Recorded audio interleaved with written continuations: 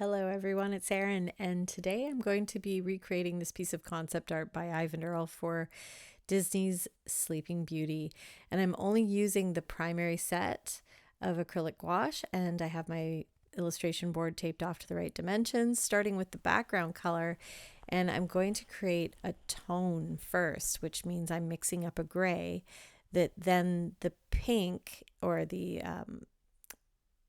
magenta, which is sort of a pink, it's a cool red, and the warm red, I'm going to mix those into the tonal value that I've created. So tonal again means gray, and then value refers to how much white is in it. So adding white makes a tint, and it's a high value, so that means it's a light color.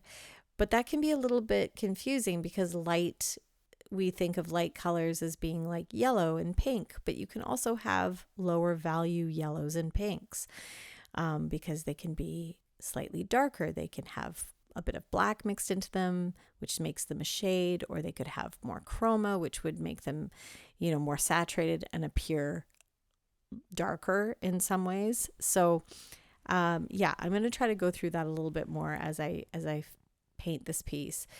So I'm making another tone. This time there's a very small amount of black, and then I'm adding the yellow to that light gray mixture plus a little bit of red. And so again, I have a tonal variation that's high value, and I am adding a little bit of water at a time until I get this really nice creamy consistency.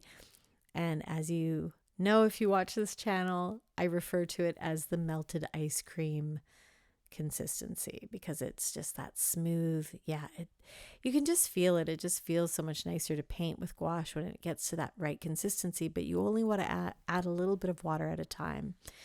And now I'm making another tone with black, white, and oh god, I keep forgetting the name of this color, magenta. I apologize everyone, I'm very tired. It's 4:30 in the morning.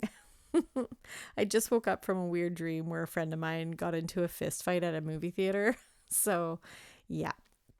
But that magenta, black, and white was used to create mountains way off in the distance. So you get sort of that atmospheric perspective thing going on. And then I made another tone, gray, and added in some cyan and yellow to make the hill that the castle will be on.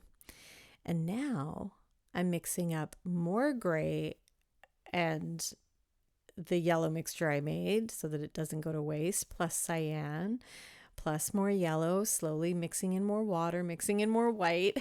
You will notice that there is so much white being used for this piece because all the colors are high value, right? They all are quite high value. I don't want to say light because that's a little bit misleading.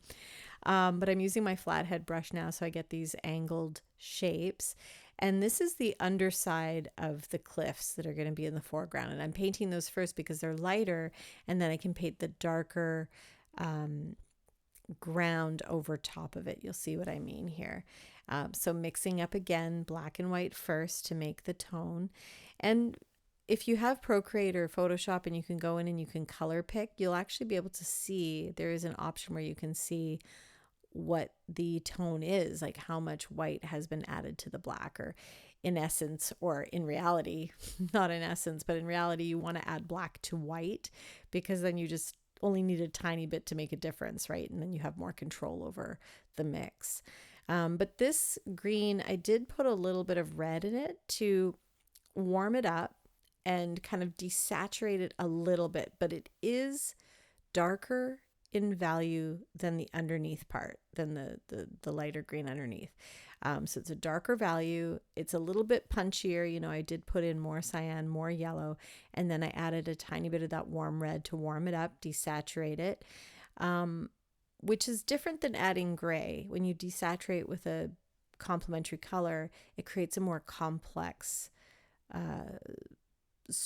hue, and instead of just adding gray to it.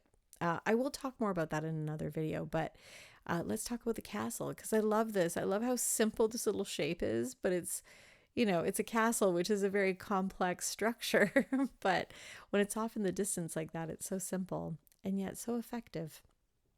And so are these trees with these elongated shadows. So we really get the sense that, you know, there's a lot of light and dark happening in this, these stylized tree clumps, we'll call them, with these long shadows stretching out. And starting with a lighter gray and then adding a little bit of a darker gray here and some of the details into the castle. Using my number 3 brush, which I don't love. This brush got frayed pretty quickly, so I've now moved on to a number 6 brush that has a really nice pointy tip. But yeah, now I've got the foreground, which is just the same gray, only watered down, and I added a little bit more of the magenta. So it's similar to the gray that I used for the atmospheric perspective. I just added more water to it. So it was slightly transparent. Okay, now we're making a gray for the foreground, foreground. New term here on this channel, the 444 foreground, which you say 4 times, which means the stuff in the the stuff closest to you. Oh boy. It's 4:30. It's probably closer to 5 now, actually. Let's see, what time is it? It's 5:09, everyone. 5:09. But yeah, making some grays for the foreground, for the 444 foreground. And then I'm doing the Eyvind trees way off in the distance. I gotta keep up with what I'm doing here.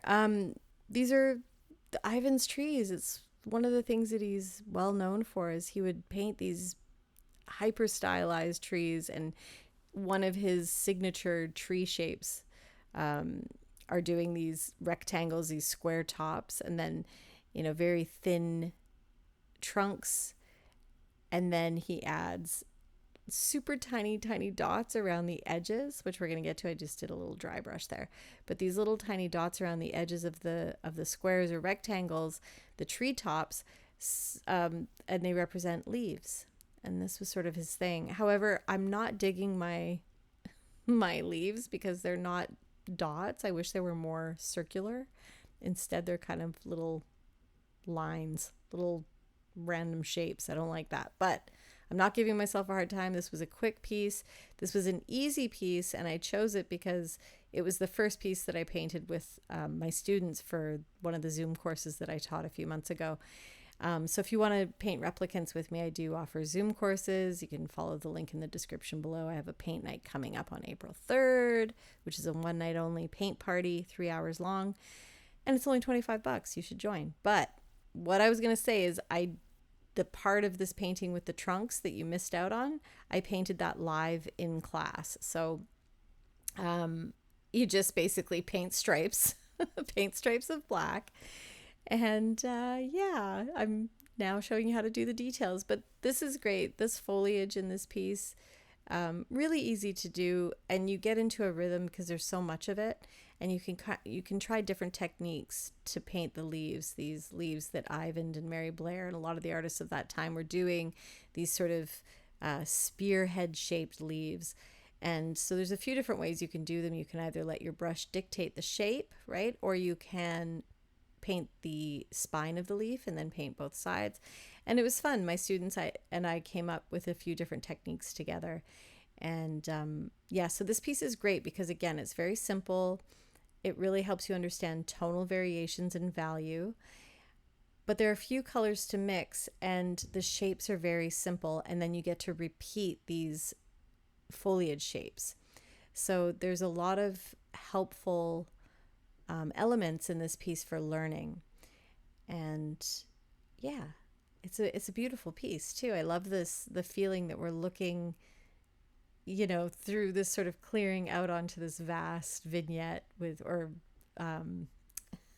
is kind of a vignette because you've got foliage all around the edges, but it's a vista. This is the vista.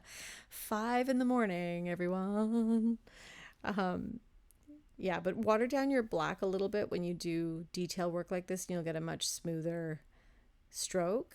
And I'm not making the joke, but it's there. Just there's no point. Well, there is a point, but you know, we don't have a lot of time. This is a quick video. But yeah, getting into that rhythm and yeah, perfect piece to do that. The shadows of this piece, so this is watered down gray, and I've watered it down, so not only is it extremely smooth to glide across the page, but it's also more transparent, so it works really well as a shadow. And now we're going to do the shadows on, what are we doing? On the bark, yeah. So this is a greeny gray, and these shadows are quite stylized. They're almost like interlocking shapes. But Eyvind did some of the he did all the backgrounds for this movie. For the first few years of production, he was hired as the art director and to do all of the backgrounds. Walt Disney was obsessed with Eyvind's work and wanted this to be the most beautiful animated film ever made. But everything was so detailed that a lot of the animators started to complain, and there was a lot of tension on during production. And Eyvind actually left production before it was finished. So when he did leave, they simplified the backgrounds so that the animators could keep up, which is really sad, but you can see a lot of his original work. And I hope you enjoyed this piece. Here are some of the pieces that my students made. Thank you so much for watching, everyone. Go check out Sleeping Beauty, and I'll see you again soon.